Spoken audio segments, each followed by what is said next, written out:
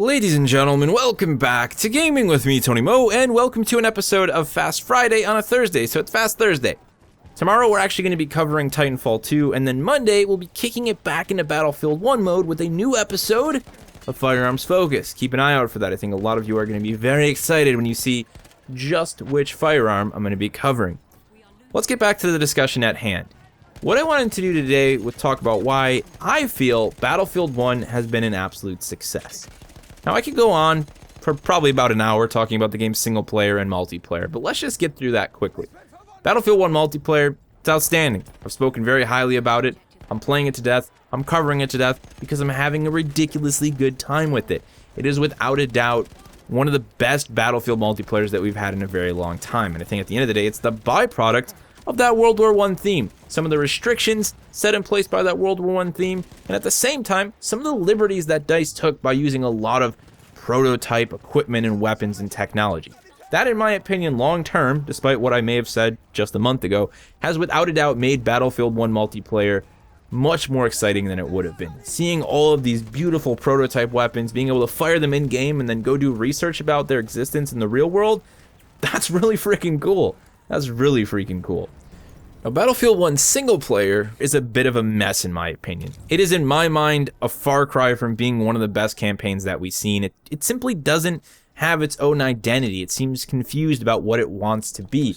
At one point in time, it's trying to showcase the gritty, harsh horrors of war.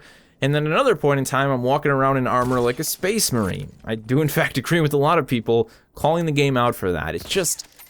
It tries to do a lot of different things all at once. It tries to be this really glorious, first-person shooter experience with over-the-top action and tons of overly used stealth scenes and ancient mechanics. And then at the same time, it tries to tell you heartfelt stories. It feels lost, and I haven't really enjoyed it.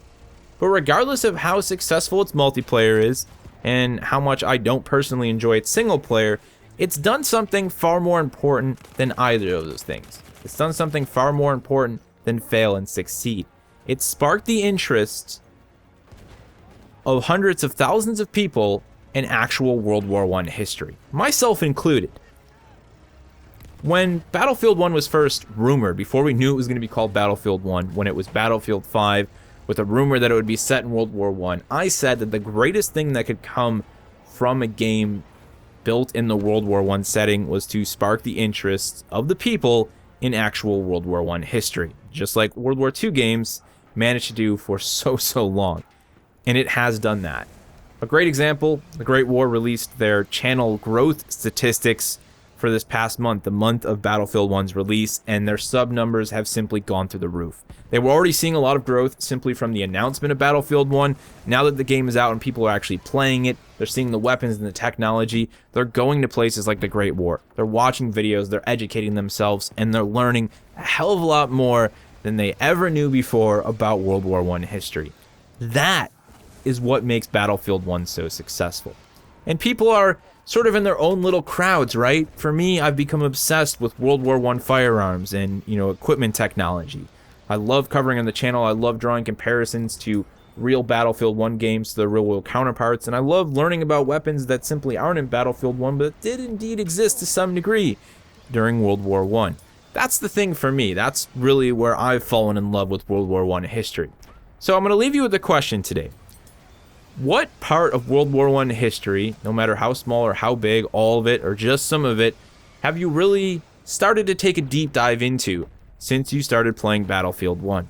Let me know down in the comment section below. Share your stories. How has Battlefield 1 made you interested in actual World War I history? Thank you so much for watching, and I'll see you in the next one.